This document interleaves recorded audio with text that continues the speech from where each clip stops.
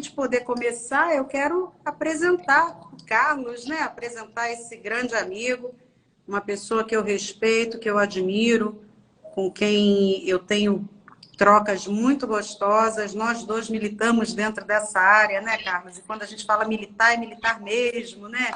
Para a gente é missão mais do que trabalho. Então, é uma honra realmente a gente poder bater esse papo. E aí, para começar, boa tarde para todo mundo. Sejam, assim, super bem-vindos. Eu espero que, apesar do tema, né, a gente possa passar uma tarde super agradável, trazer informações que sejam informações relevantes, que possam colaborar.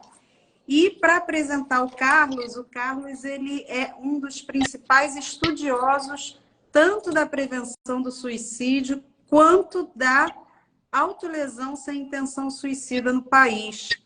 E ele é, inclusive, o próprio representante no Brasil da Associação Internacional, né, da Sociedade Internacional voltada para todos esses estudos da autolesão. Ele tem formação em luto, ele é especialista em tanatologia, é mestre em antropologia e doutor em psicologia clínica. E o Carlos, ele também é escritor, palestrante na área, é envolvido com várias ações humanitárias, né, Carlos? Tanto no Brasil quanto fora, ouvindo também pessoas, ajudando aí em casos, inclusive, envolvidos com grande risco. Então, para mim, né, sempre um prazer e uma honra, como eu falei, né, aprendo tanto contigo, nossas trocas tão gostosas, né, e muito enriquecedoras quando a gente pensa realmente nessa grande missão que é a prevenção do suicídio. Então, seja muito bem-vindo, um prazer e uma honra poder bater esse papo contigo.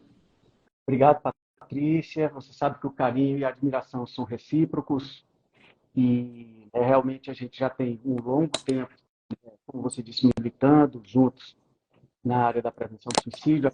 Foi quem primeiro e unicamente organizou todas as minhas atividades no Rio de Janeiro, onde ela mora.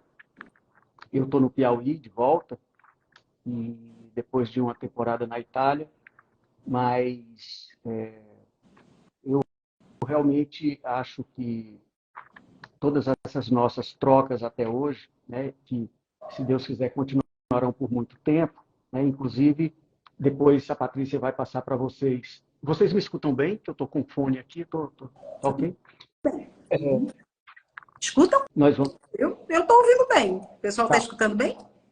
Eu acho que sim. Patrícia, vamos lançar um curso online, offline, aliás, né, porque vai ser disponibilizado em plataformas em setembro. Depois ela pode falar um pouco sobre isso. A gente acabou de disponibilizar um primeiro e-book sobre isso e tal, logicamente sobre essa questão. Exatamente por isso que a gente resolveu fazer essa live. Já já eu apresento a Patrícia. Eu tenho feito algumas lives individualmente sobre os mitos do suicídio. Devo fazer a última aí nessa semana. Quem tiver alguma curiosidade pode ir no meu Instagram, que eu já falei sobre uns 6 ou 7 mitos. Mas hoje a gente inaugura uma série de lives juntos para preparar, digamos assim, o lançamento do nosso curso e do e-book.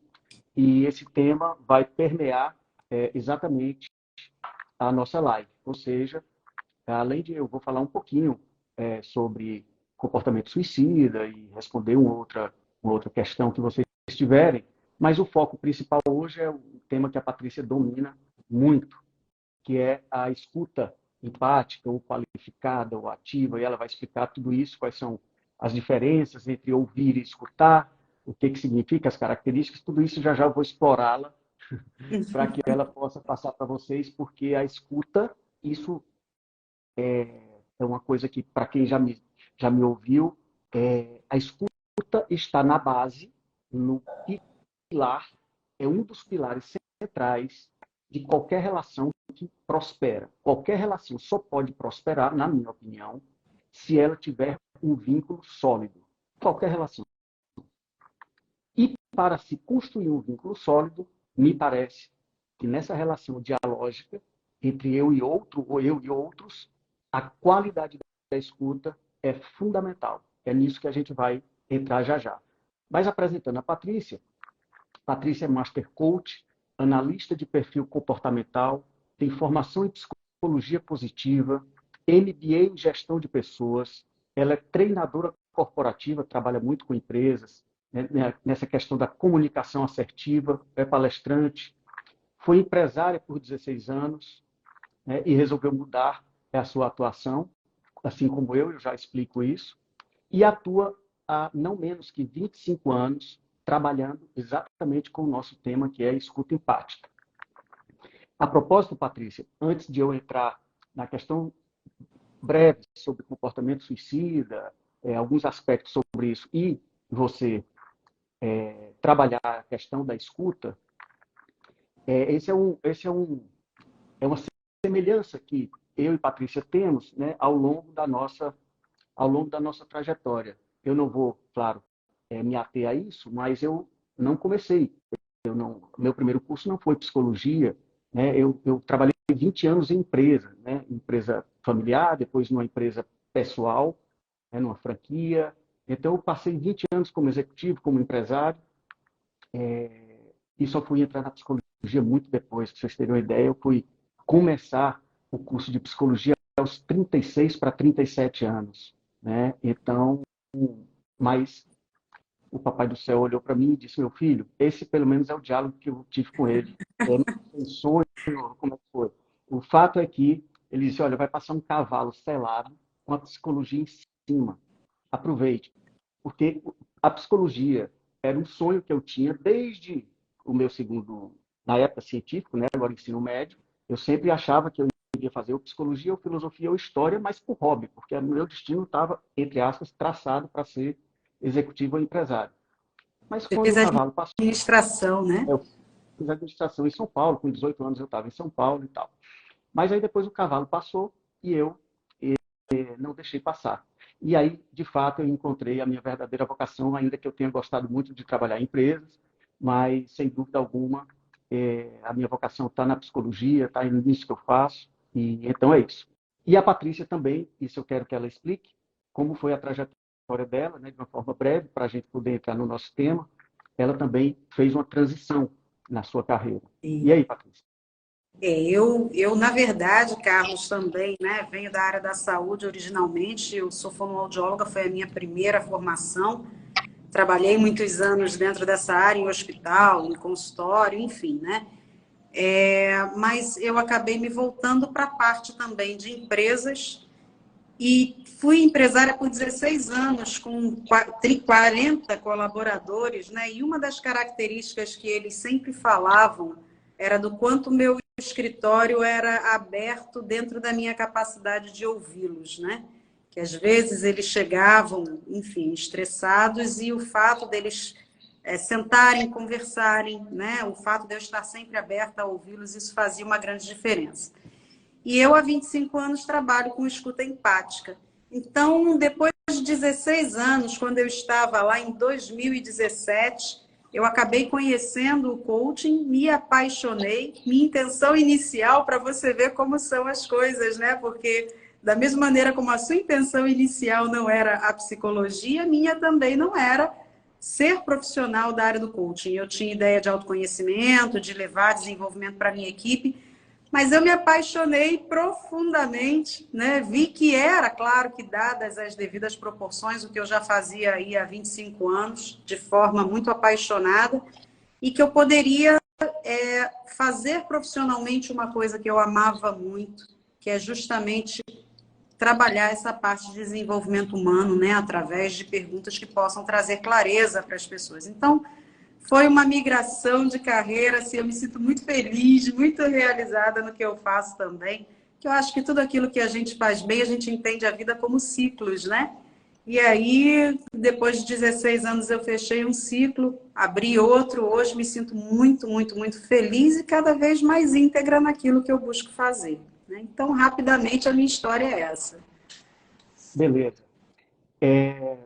Bom, Patrícia, eu vou fazer o seguinte, né? Como a gente já tem uma dinâmica própria, sem muitos protocolos, eu vou iniciar, né, como a gente havia combinado, eu vou iniciar falando um pouquinho do que eu considero que é o fenômeno do suicídio, comportamento suicida, é sempre bom, nem sempre as pessoas já ouviram falar sobre isso, ou de repente de uma forma mais técnica, ou mais baseada em evidências, né? Tem muitos mitos, aliás, eu estava falando que eu tenho tratado sobre os mitos. Então, de uma forma geral, eu quero colocar inicialmente, para depois passar para a Patrícia, o seguinte: bom, o que, que eu considero que é o suicídio, o fenômeno de suicídio, né? O comportamento. Comportamento é outra coisa, já falo. Como todo fenômeno complexo, né? Suicídio, autolesão, luto, enfim, como todo fenômeno complexo, há várias definições, né? E nenhuma, na minha opinião, está mais correta do que outras, desde que ela esteja baseada em evidências. Mas a definição que eu trabalho para caracterizar uma tentativa de suicídio, ou um suicídio completo, como a gente fala, é quando alguém pratica um ato contra si mesmo de forma consciente. Tem pessoas que trabalham com a ideia do suicídio inconsciente, especialmente na psicanálise. Não tem nada demais, nem nada de errado, nem nada fora da curva. É apenas uma outra perspectiva, apenas. Eu trabalho com esse conceito porque é o conceito mais trabalhado entre os profissionais de saúde, pelo menos na minha opinião, onde eu vejo nos congressos internacionais, na literatura internacional e nacional, né? Então, o suicídio é quando alguém pratica um ato contra si mesmo, com a intenção de tirar a própria vida, uma intenção consciente, ele sabe o que está fazendo, ele obviamente não está no seu melhor estado, não está no seu estado normal de cognição, seja físico, cognitivo, espiritual, emocional, seja o que for. Logicamente que não. Mas ele sabe o que está fazendo, dentro deste conceito que eu uso. Então, o suicídio é quando eu pratico algo contra mim, com a intenção de tirar a minha vida, com a intenção de me matar de forma consciente. E eu uso um método, né, há diversos métodos que, infelizmente, as pessoas utilizam, né, para tirar a própria vida, para tentar. Eu uso um método no qual eu acredito que, de fato, vai resultar na minha morte. Esse é o conceito que eu uso. Né? E eu falo sempre isso porque, também como estudioso de autolesão sem intenção suicida, que no Brasil é conhecido como automutilação, há uma diferença básica, né, inclusive em avaliação clínica, dentro desses dois recortes conceituais. Porque quando alguém chega, no caso da autolesão sem intenção suicida, a gente vê muito, né? Hoje em dia, infelizmente, é praticamente um comportamento epidêmico entre os jovens brasileiros.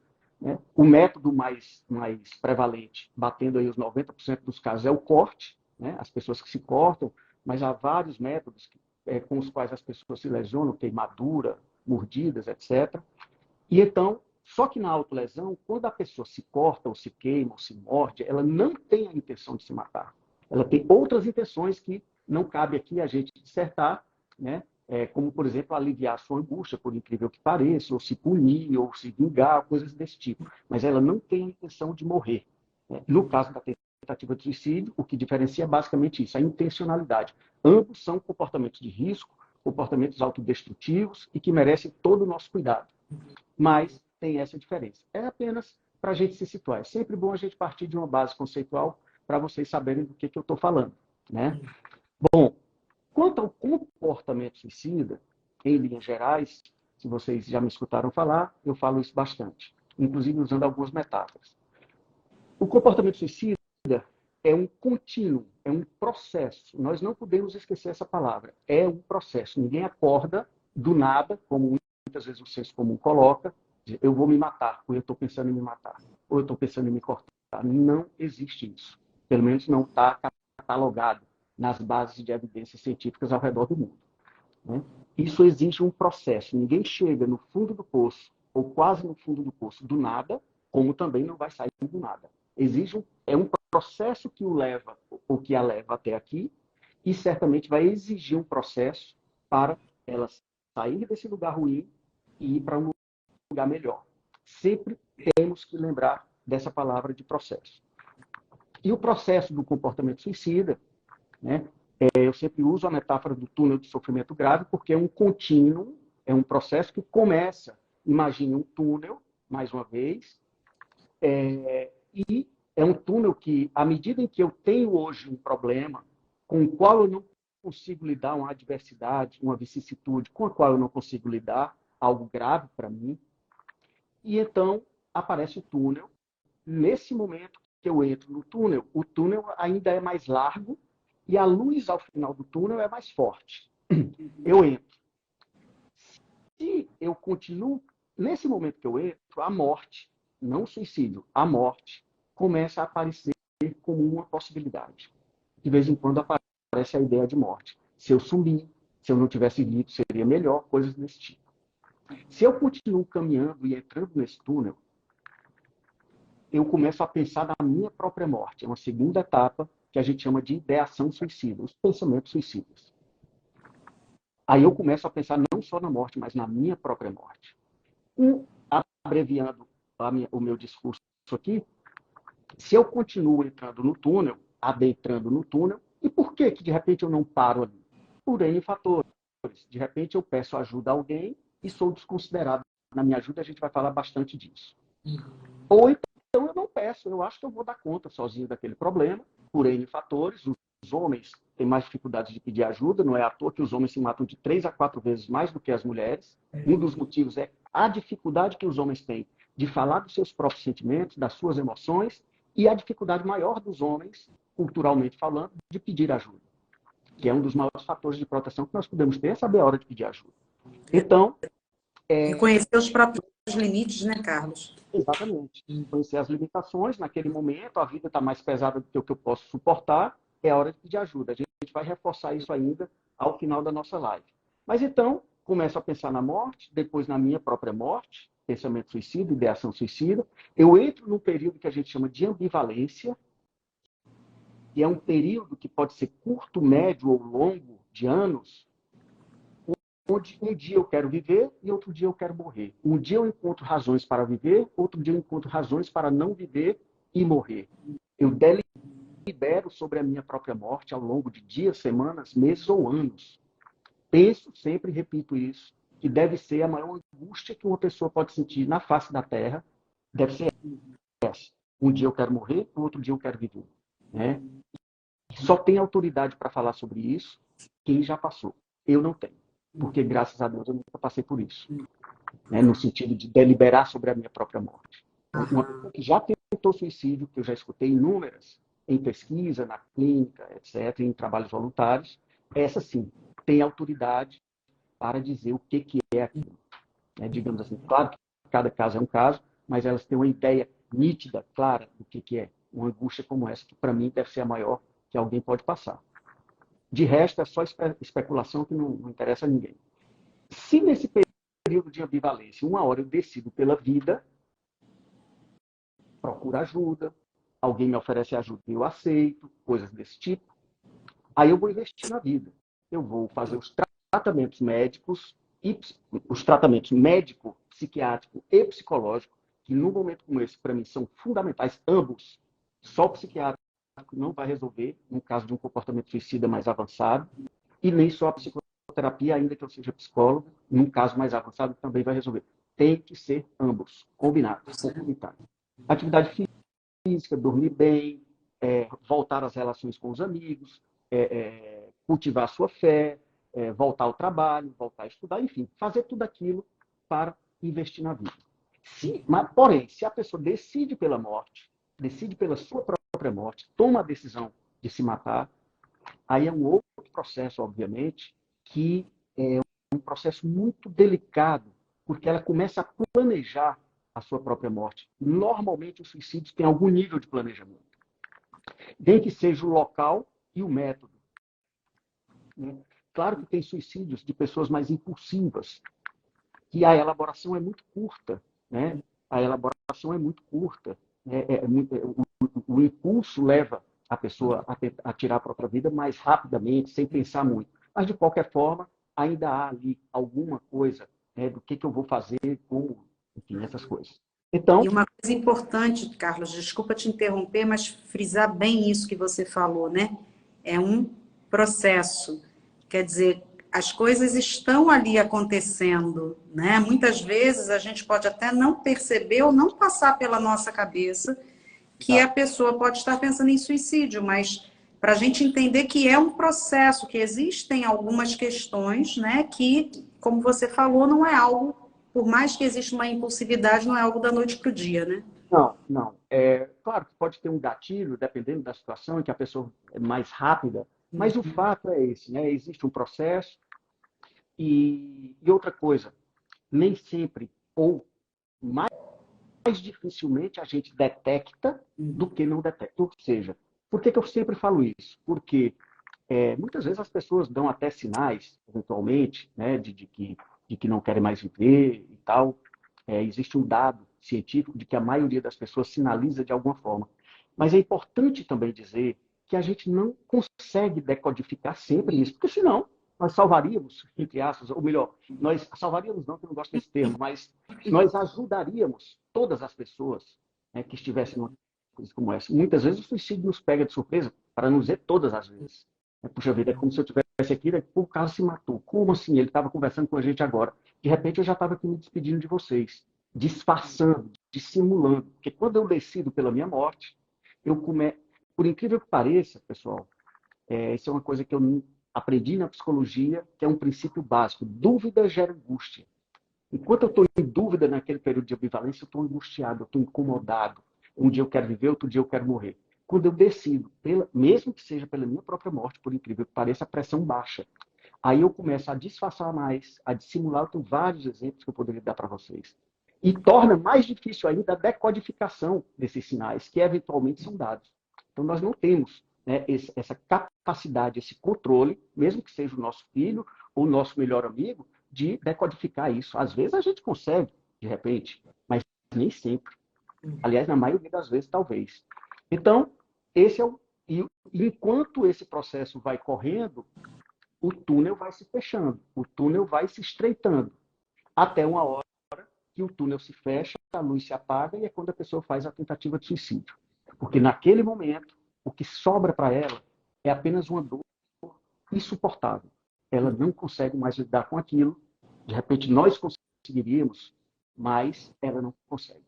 E aí ela vê a única possibilidade de acabar com tudo aquilo, tirando a própria vida, infelizmente. Por isso, e aí eu vou encerrar aqui para passar para a Patrícia, para a gente entrar na história da escuta, que a minha definição de suicídio o suicídio é o esvaziamento de possibilidades. Depois de 15 anos, 17 anos estudando comportamento suicida, porque ao longo do túnel, todas as possibilidades de continuar vivo, de apostar na vida, de investir na vida, eu vou eliminando nessa caminhada. E só sobra, quando o túnel se fecha, a possibilidade da morte. Então, só para fazer esse primeiro...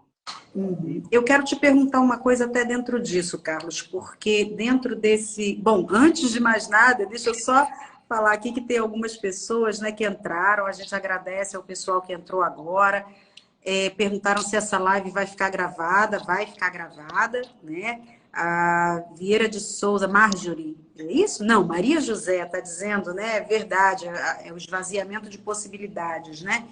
Essa visão de túnel, e aí, até para puxar esse gancho, para a gente trazer essa questão da escuta empática e da importância, né, Carlos? Essa visão de túnel em que a pessoa esvazia a possibilidade, ela pode ter a ver também com essa, justamente porque a visão dela está muito concentrada naquilo que ela não consegue ver, ela não consegue ter aquela visão periférica, ela limita as possibilidades por isso, quer dizer, não é que não existam possibilidades, é porque naquele momento a visão dela está limitada, é isso? Não existe para ela, né? Como a gente estava falando. Existe sim, a gente chama isso de constrição cognitiva. Né? É um dos aspectos do comportamento suicida, né? Quando o túnel, à medida que o túnel vai se estreitando, que eu vou passando por essas etapas do comportamento suicida, a minha cognição ela vai sendo constrita, ela vai, sabe, enviesando, eu vou ficando míope. Eu só enxergo o problema e o problema a cada dia vai se avolumando, vai se intensificando.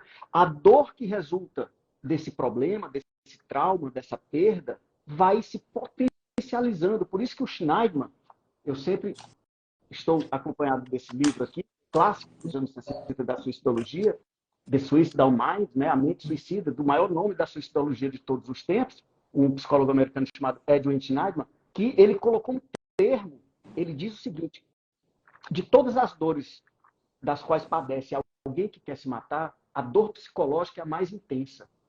Né? Pode ter a dor física, a dores, mas a dor psicológica, tanto que ele deu um termo chamado psychic, a dor da psique, a dor da alma, a dor da mente, como queira. Né? Então, sem dúvida alguma, existe isso que você está dizendo, porque eu vou ficando enviesado no meu olhar, os meus sentimentos, né, eu vou ficando introspectivo, eu vou diminuindo, eu vou me sentindo mais culpado, mais pesado, esse fardo eu não consigo carregar, é esse tipo de coisa que vai acontecendo. Então, é por aí que a coisa acontece.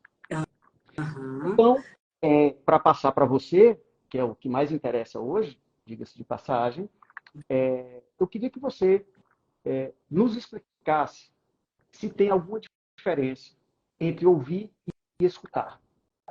Uhum. Né? E o que é a escuta empática? Me explica para a gente essa história.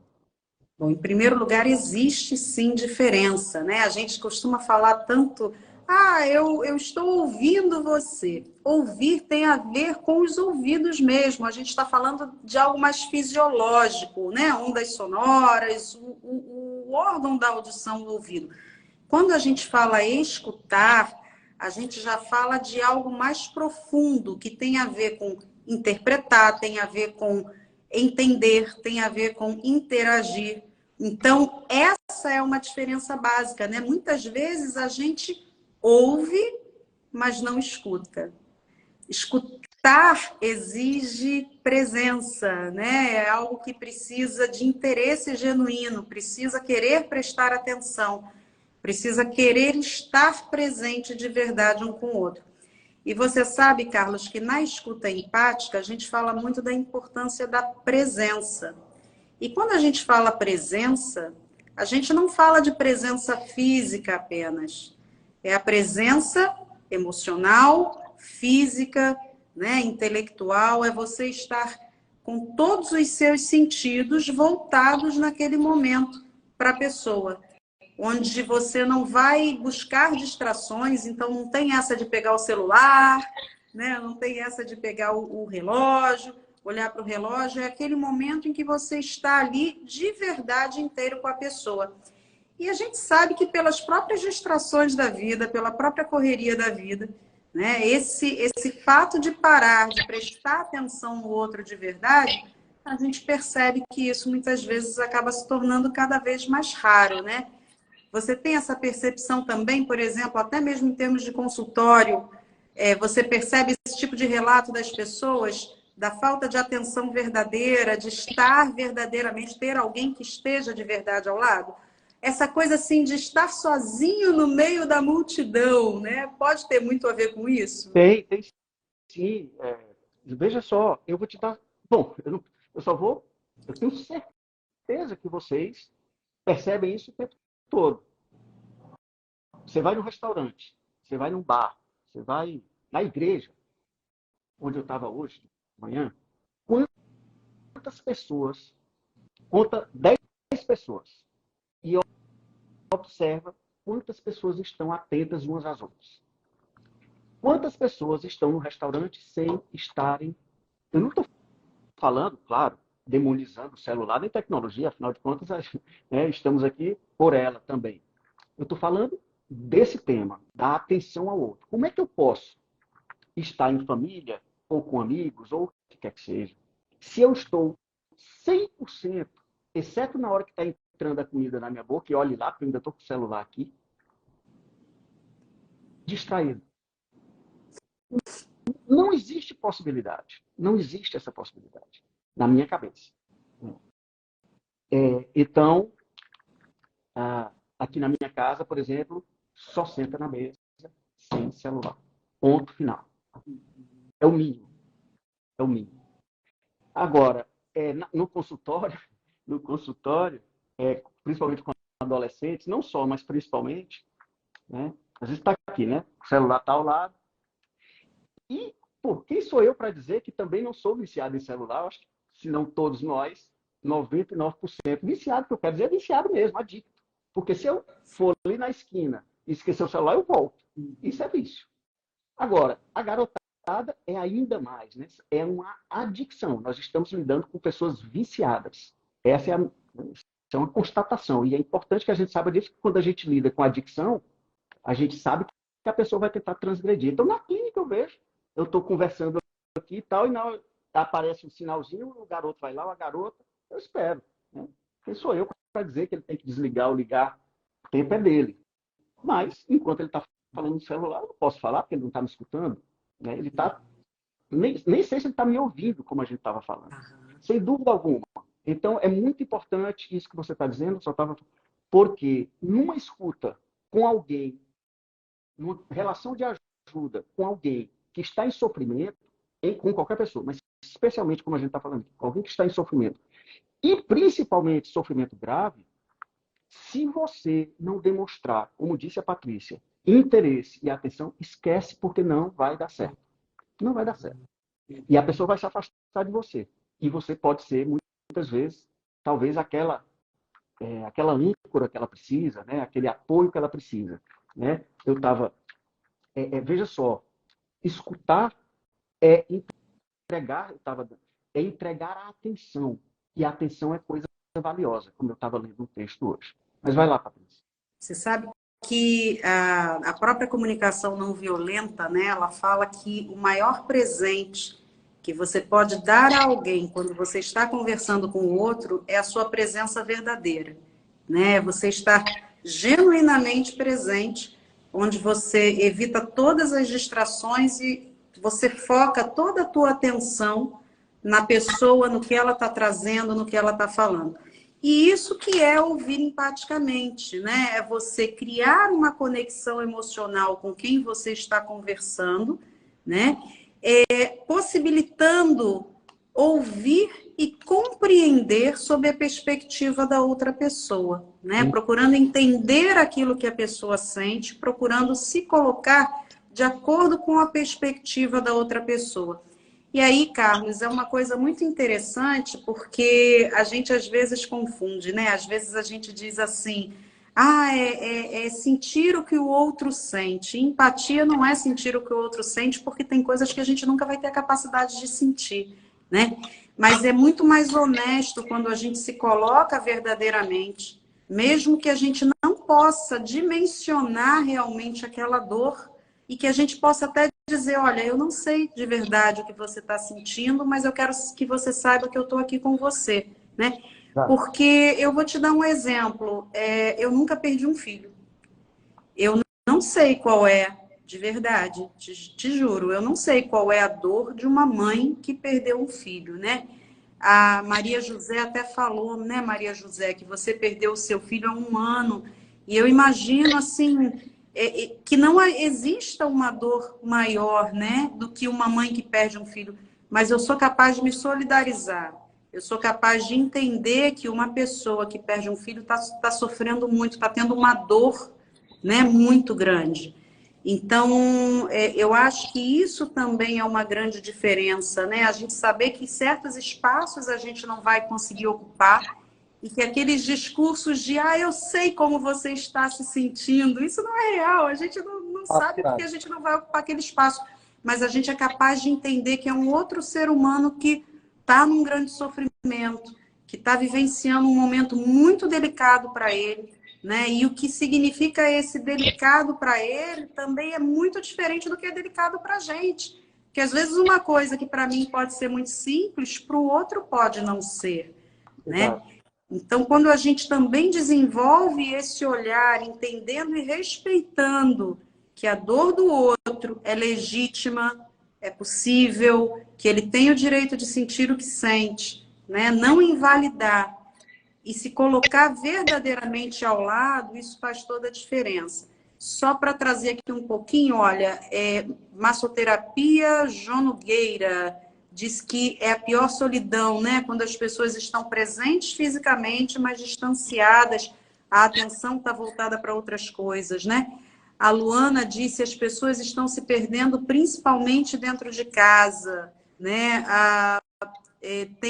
Alguém está te mandando abraço, né? A Madileuza está falando sucesso. Também o massoterapia, João Nogueira disse, tenho conseguido me desconectar do celular e não me cobro mais em responder tão rápido, priorizando agora quem está ao vivo na minha frente. Que maravilha, né? Isso é tão precioso e tão difícil de se fazer, mas muito necessário, né? Bom, eu estou vendo muita gente aí, Patrícia, eu deixo para você fazer a peneira e o filtro, porque, como eu já te falei, se eu ficar olhando muito para as mensagens, eu acabo me desconcentrando. Mas quantas pessoas aí eu estou vendo, e aí depois eu respondo, né, se for o caso de cada pessoa, mas pegando o teu gancho, você sabe que eu entrei na suicidologia, você falou da dor de uma mãe que perde um filho. Aliás, vou pegar primeiro antes do que você falou, que estava aqui eu iria reforçar depois que você falasse, já tinha notado.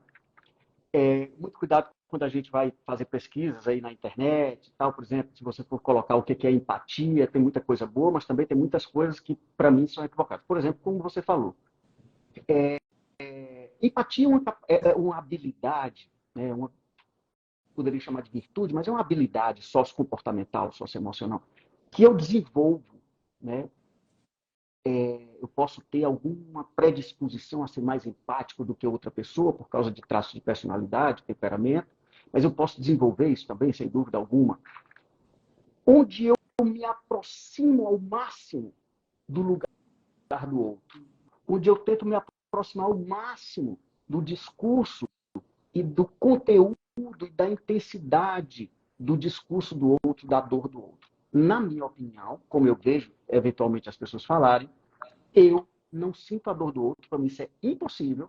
Isso confunde as pessoas. Quantas mães eu escuto dizer, eu estou sentindo a dor do meu filho. Não está. É pura ilusão. Ela até gostaria de sentir o que seria um desserviço para o filho dela. Se ela pegasse a dor do filho e encaixasse nela e deixasse o filho sem dor. Mas, com toda a boa intenção de uma mãe, muitas vezes, né, é uma ilusão. Primeiro que ela não consegue. Se conseguisse, não seria bom. A dor do filho dela é a dor do filho dela. Ainda que ela esteja lá, triste por causa do filho, obviamente, sentindo também, se sentindo mal também, porque o filho está se sentindo mal, mas são coisas diferentes. Eu não sinto a dor do outro. E eu não consigo me colocar totalmente no lugar do outro. Eu não consigo conceber esse conceito equivocado que muitas vezes eu vejo no senso comum. Eu me aproximo. Aí vem a questão da empatia, da escuta, atenta, empática, sincera, despretensiosa, sem preconceitos, etc. Agora, eu escutar, como disse a Patrícia, e validar o que o outro está dizendo, não quer dizer que eu concorde. Isso não tem nada a ver uma coisa com a outra. De repente, eu posso estar escutando alguém dizer que quer se matar, eu não concordo. Quer dizer, eu vou fazer tudo para ajudá-lo para que ele desista daquilo. Então, de repente, uma pessoa diz que o branco é mais bonito do que o preto, eu não concordo. Eu prefiro o preto. Mas isso não quer dizer que eu tenha que desconstruir e não validar que a outra pessoa gosta de branco. Ou que esteja se sentindo bem com o branco.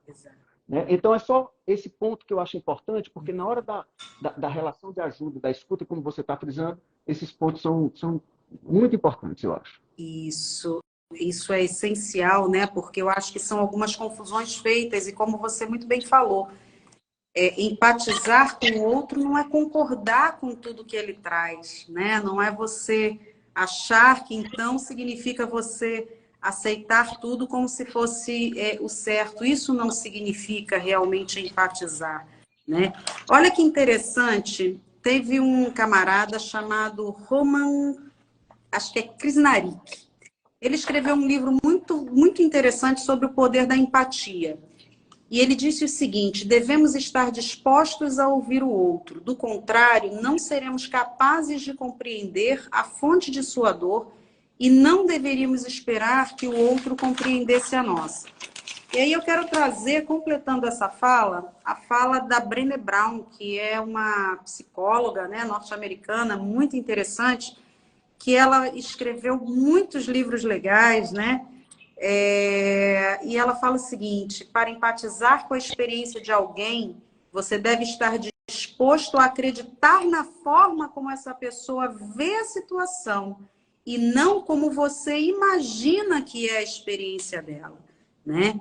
Existe uma distância muito grande, é o que a gente estava falando, né? Você saber que a pessoa está tendo uma dor e que aquela dor é imensa e significativa para ela, é diferente de você achar que você sente essa mesma dor. Isso não é verdade, né? Isso não nos impede de empatizar, de procurar realmente ver as coisas entendendo, né, pela perspectiva da outra pessoa. E aí eu trouxe aqui, né, para a gente entender um pouquinho, né, qual é o conceito de empatia, principalmente quando a gente fala, por exemplo, da comunicação não violenta e tudo mais. Empatia é a arte de se colocar no lugar do outro por meio da imaginação, compreendendo seus sentimentos e perspectivas e usando essa compreensão para guiar as próprias ações. Envolve pôr-se na pele da outra pessoa, ganhando uma compreensão dos seus sentimentos, ou seja, do aspecto afetivo e das suas perspectivas, do aspecto cognitivo, né? A gente tem como procurar, pelo menos, né, sair um pouquinho, acho que todas as vezes, né, Carlos, que a gente consegue sair um pouquinho da gente, entender que a nossa perspectiva não é a única, né, que existem várias formas de ver o mundo, até porque as pessoas são diferentes, cada um vê a vida de uma maneira diferente, e eu acho que seria muita arrogância até, né, nós acharmos que a nossa forma é a única e é, ainda por cima, a única certa de existir e de se perceber o mundo, né? Então, quando a gente abre espaço para permitir diferentes pontos de vista, diferentes formas de ver o mundo, né? Diferentes maneiras de perceber as coisas, às vezes tem coisas que, para mim, podem ser assim tremendas, né? E para você podem não significar muito. A gente percebe isso, por exemplo, nas relações. Às vezes a atitude de uma pessoa é capaz de me magoar profundamente, e de repente para outra pessoa aquilo ali ter passado batido, né? E a gente ter essa capacidade de entender que cada um é um universo, cada um tem uma forma diferente de ver o mundo, isso é uma coisa de extrema importância, né? É uma forma da gente caminhar um pouquinho para esse olhar um pouco mais empático, onde a gente diz: é possível que existam outras formas de ver o mundo que não a É, minha forma, né? Eu posso aceitar que o outro veja de uma maneira diferente da minha, né? assim, enquanto você dá uma olhada aí nas mensagens, Patrícia, por favor, eu vou aproveitar para reforçar isso que você está dizendo e assim, mais uma vez, eu validar, aliás, escutar, né, a diferença, como você já explicou, entre ouvir, que é algo mais fisiológico, dos sentidos, apenas dos sentidos, escutar é algo muito mais amplo, e escutar é compreender o outro também emocionalmente. Isso é algo que permeia a minha cabeça desde que eu comecei a falar para as pessoas, desde que eu comecei a clinicar, que é o seguinte: se eu não consigo tocar o coração da outra pessoa nessa live, por exemplo, se eu não estiver conseguindo tocar a emoção, né, de alguma forma a emoção de vocês, para mim eu não estou fazendo nada. Se for para dar uma aula, para tocar só o intelecto de vocês, eu até posso fazer, mas não me agrada. Mesmo numa aula normal, numa palestra, é meu. E escutar é compreender também emocionalmente as pessoas. E não só cognitivamente. Isso vale, inclusive, para a leitura corporal e coisas desse tipo. Né? Então, essa questão, quando você estiver diante de alguém em situação de sofrimento grave, especialmente, que é o nosso caso aqui, como disse a Patrícia, já com essa noção de empatia, de escuta empática, lembre-se de que ali tem uma pessoa, mas não é só uma pessoa. É uma pessoa com uma história de vida. É a história dela, não é a sua. É a história dela. Naquele momento, ela não está em paz com a história dela, não é à toa que, de repente, ela já está até querendo se matar. Vai exigir um processo de pacificação dela com o próprio passado.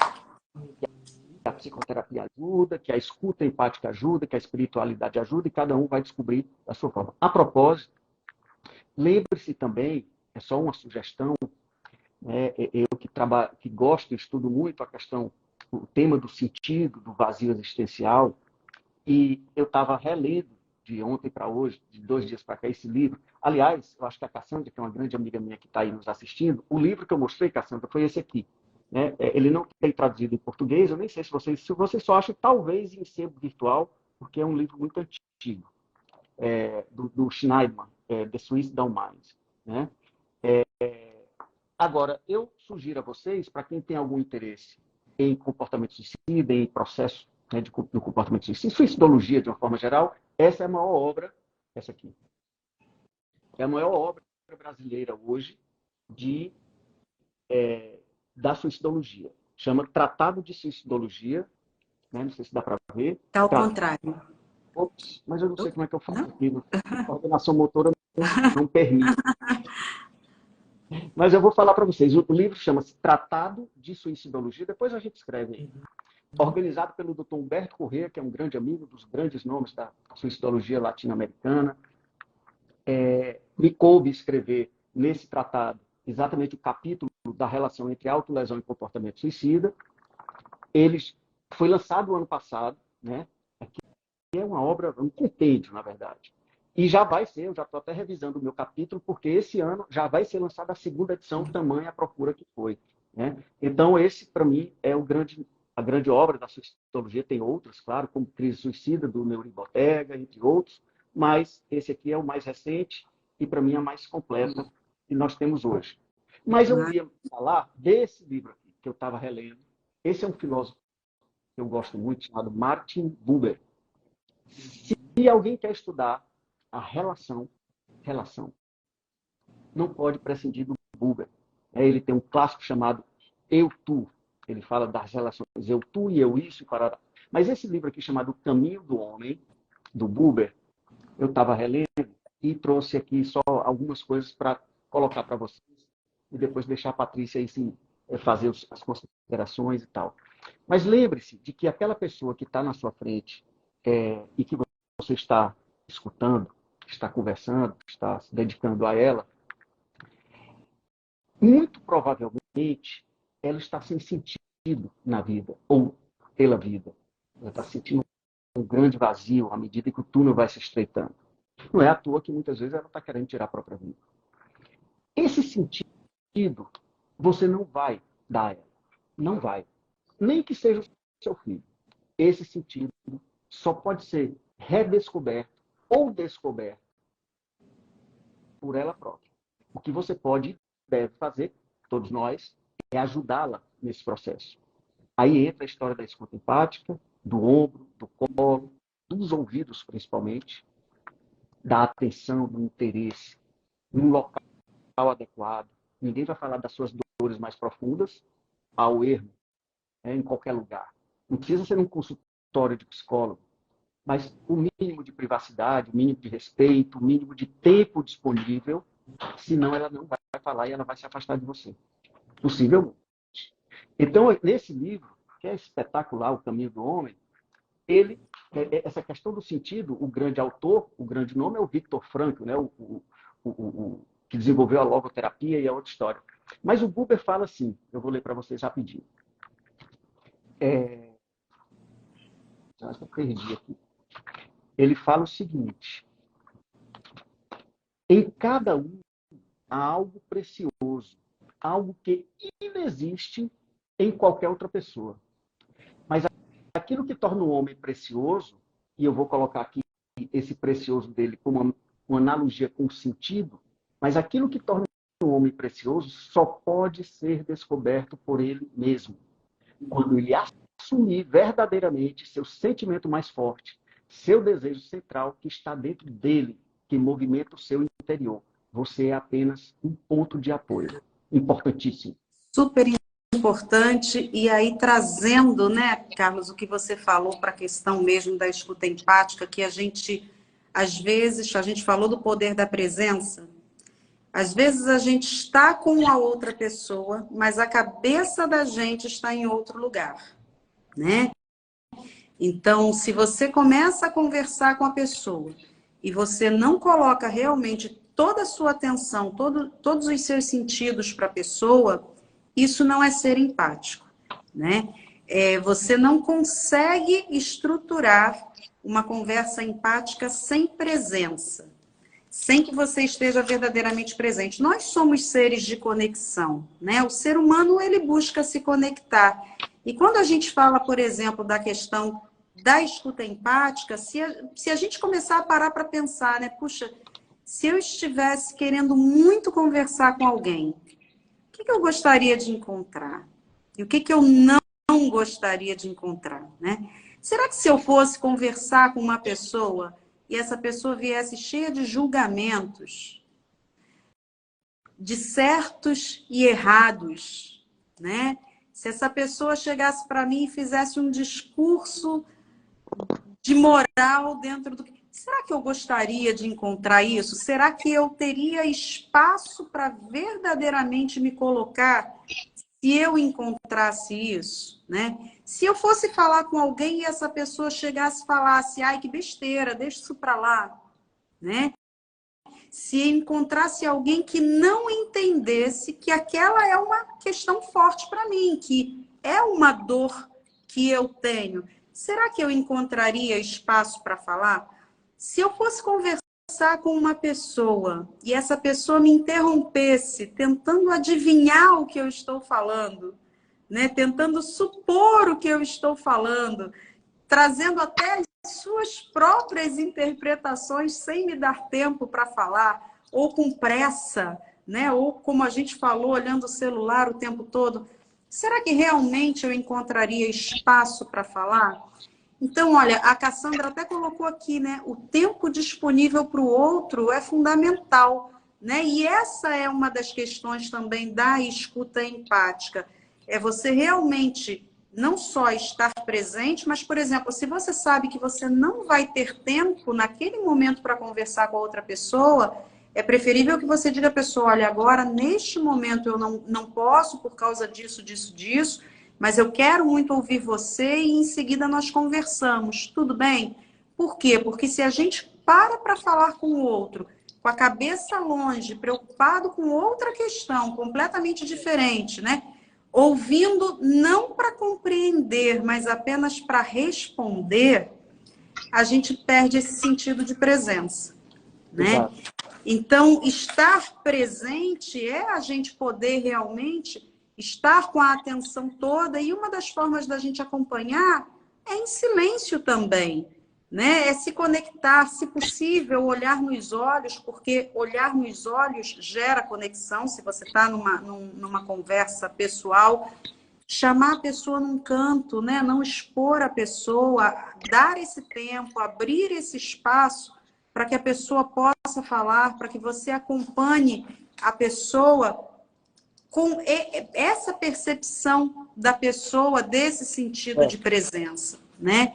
Então, são coisas que a gente tem como fazer, mas para isso a gente também precisa querer de verdade se conectar, né? Exatamente. Porque se a gente estiver com a cabeça em outro lugar, a gente não consegue Não, estar de verdade. E como a gente estava falando, né? O maior presente que a gente pode dar para alguém num momento de escuta é estar verdadeiramente com ela, é saber que aquele é o tempo dela. Não vale falar da gente, né? Ninguém vai pegar o exemplo para trazer para si, é entender e respeitar que aquele é o tempo do outro, é o espaço do outro, que quem vai falar naquele momento é o outro. E isso é um exercício para o dia a dia, né? Queria complementar, Patrícia. A gente tem mais dois minutinhos aí, né? Então, depois eu preciso que você fale aí da questão do, se você quiser, do curso, do link e tal, mas reforçando isso que a Patrícia está falando. Pessoal, mais uma vez eu vou usar o Schneiderman, o grande gênio da suicidologia de todos os tempos, nesse mesmo livro aqui da década de 50, 60. Pegando tudo isso que a Patrícia falou, que a gente conversou. Se você estiver diante de alguém, como diz ele aqui, em sofrimento grave, já querendo tirar a própria vida, não adianta você ir com doutrinas, com frases preconcebidas, com frases de efeito de Facebook e de Instagram. Não vai funcionar e possivelmente essa pessoa vai se afastar. Diz o Schneiderman, e eu deixo para vocês, como sempre, essa sugestão dele. de acordo com o que a gente falou. Ele diz assim, primeiro, como a gente falou, um espaço adequado, tempo disponível, atenção, olho no olho. Como é que eu vou te falar das minhas dores se você não está olhando no meu olho? Eu não consigo conceber isso. E aí diz o Schneidman, pergunta assim para a pessoa, não fica futricando, perguntando onde ela nasceu, quando foi. Naquele momento não interessa, pode interessar depois. Naquele momento, diz ele, pergunta assim, onde dói em você? Me fala da tua dor. Me fala da tua dor. E abre os teus ouvidos, empaticamente. Depois, agora só pergunta se você estiver disposto ou disposta a escutar o sofrimento, o discurso de sofrimento do outro, que não é fácil. Depois, diz o Schneider, pergunta assim, como é que eu posso te ajudar? Entenda as suas limitações. Como amigo, eu ajudo de um jeito, como pai de outro, como líder religioso de outro, enfim. Cada um de nós tem as nossas, como psicólogo de um jeito, eu não posso passar remédios, todos nós temos nossas limitações. Temos que entendê-las para saber onde é que a gente está atuando e como nós devemos atuar. Você Como é sabe, que eu posso te ajudar? Carlos, E aí, só um adendozinho aqui no que você está falando, porque o conceito, só para clarificar, hoje a gente fala muito em apoiar e não mais ajudar, né? Justamente porque o apoiar é entender que o problema do outro é do outro, né? Não é nosso. Como que você vai estar ao lado, ser um apoio, né? Mas entender que aquilo é dele, né? Então, e aí, complementando, né, me fala da tua dor, como é que eu posso te ajudar ou te apoiar, como seja. E eu complemento, como a gente já falou também, dizendo para a pessoa, genuinamente, assim, conta comigo. Eu estou aqui. Não para concordar com você e fazer tudo o que você quer, mas tudo que eu preciso, tudo que eu puder fazer dentro das minhas limitações, do meu alcance, conta comigo, eu estou aqui contigo. E tudo que uma pessoa em sofrimento grave precisa é saber que alguém se importa com ela. Então, eu encerro por aqui. E aí, Patrícia, você pode, por favor, assim, algumas perguntas que de repente a gente não conseguiu, a gente depois responde no direct, tá bom, pessoal? Desculpa, é porque é muita coisa e a Patrícia fala agora aí as considerações. Fala das... E a gente sabe que é tão pouquinho tempo, né? Se deixar, a gente fica aqui numa troca sobre isso tremenda. Mas só para vocês, para a gente trazer um pouquinho, né? Alguns ingredientes da escutativa são, obviamente, procurar ouvir para entender, não para julgar, né? Não para a gente achar que sabe aquilo que o outro está querendo dizer. Então, praticar o silêncio, deixar que o outro complete, que o outro fale, ficar atento também aos sinais não verbais, não julgar aquilo que o outro está trazendo, né? Se a gente achar que a gente já sabe o que o outro vai falar, a gente perde a oportunidade de estar presente, de ouvir de verdade o que o outro está trazendo, treinar a mente para não se distrair. Muitas coisas levam a mente da gente para todos os lugares. Entender que aquele é o espaço da pessoa, é o tempo dela e o nosso tempo ali com ela é precioso. Fazer perguntas para mostrar, né? Perguntas relevantes que possam mostrar que a gente está interessado, que a gente está ouvindo. Parafrasear, por exemplo, né? De vez em quando a pessoa fala uma determinada coisa, repetir aquilo com as próprias palavras para mostrar que você realmente entendeu ou até mesmo para você clarificar se foi aquilo mesmo que a pessoa falou.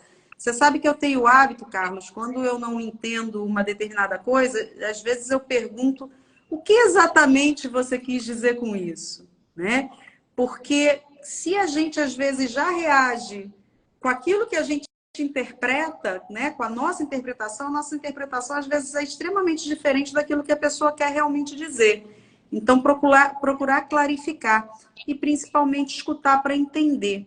E quando a gente fala mesmo dessa questão do ouvir sem julgar, conversar diretamente, né, num lugar que seja reservado, esquecer relógio e celular, como a gente já falou, entender que aquele é o momento do outro, aquele não é o nosso momento, então não vale, né, essa disputa que a gente às vezes percebe, a pessoa diz que está com dor de cabeça e não, mas você não sabe de nada, o meu é muito pior, né? Fica aquela disputa às vezes em que a gente, com a melhor das intenções, quer tirar a pessoa daquele momento dela e trazer para a gente. E aquele é o momento dela, principalmente, né? E deixar, como você falou, né, Carlos, falar livremente, perguntar o que é possível fazer, né? Entender, se colocar à disposição, respeitar o sofrimento do outro, entender que ela tem sim o direito de sentir o que sente, mas principalmente se colocar à disposição de verdade para poder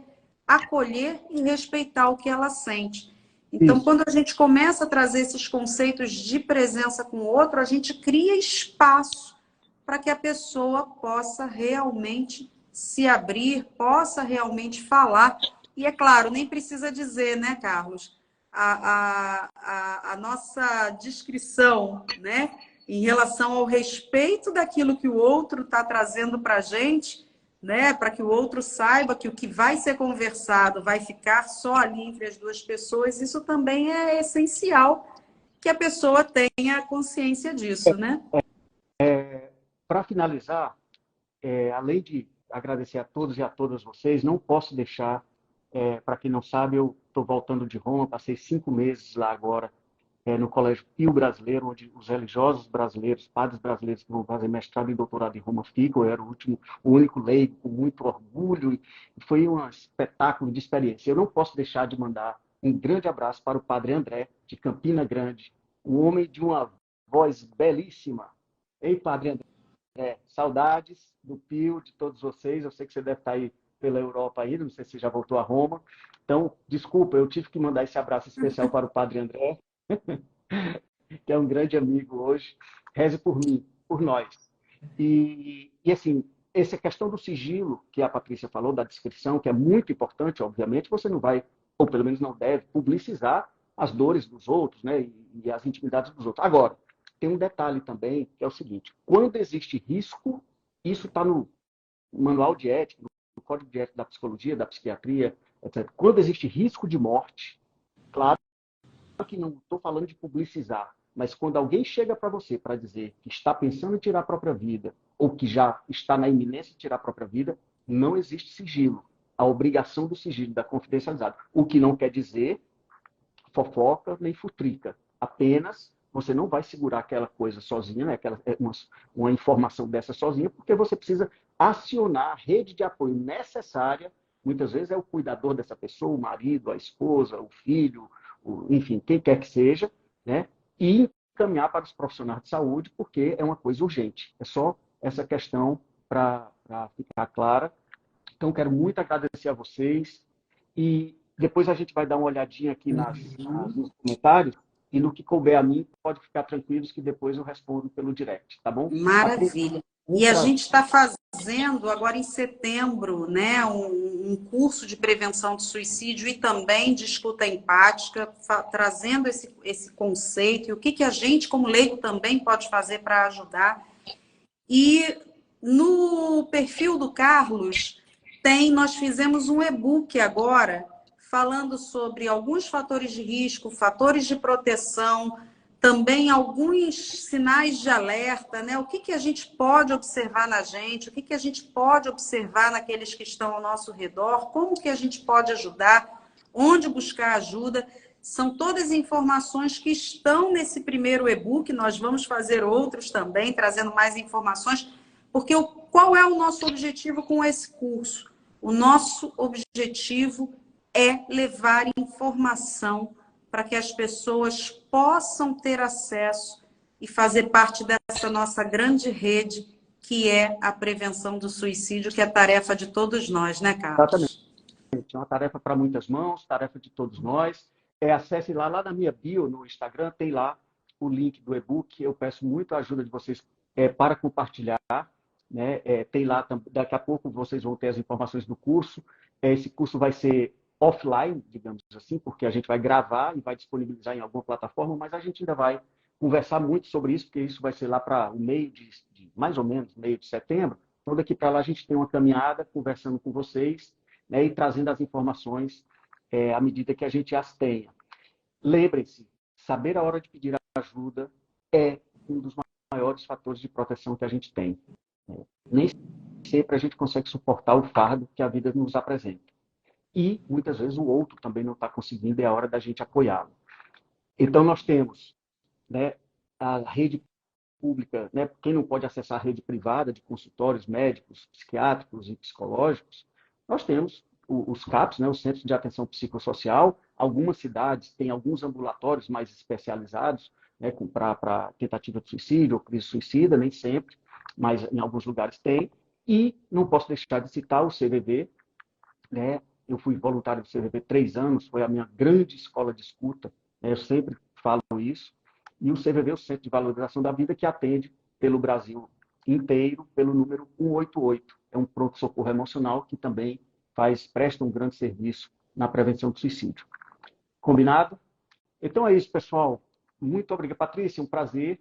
Prazer Fica com foi Deus. meu, prazer estar aqui com todo mundo também. Tem várias informações aqui, né? A Irineia disse live muito esclarecedora, a gente agradece, Irineia.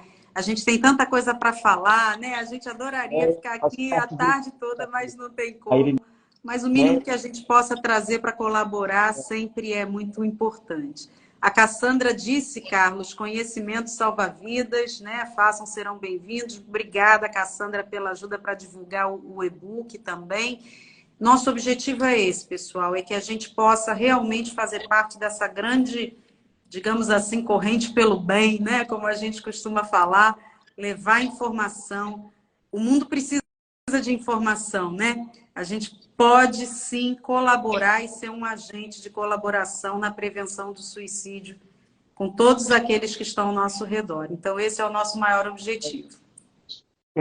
Você falou da Irineia, que eu estou vendo Wagner, a Sandra, a Mara, pessoas conhecidas, a Edileuza, enfim, desculpa se eu... É porque realmente eu estou vendo aqui só no final. Mas só para divulgar também, existe um grupo aqui em Teresina chamado Vida que Segue, que é um grupo para pais enlutados após o suicídio dos filhos, ou seja, pais que perderam filhos por suicídio, que prestam um serviço espetacular, né? Eu tenho uma proximidade, vi a criação desse grupo, né?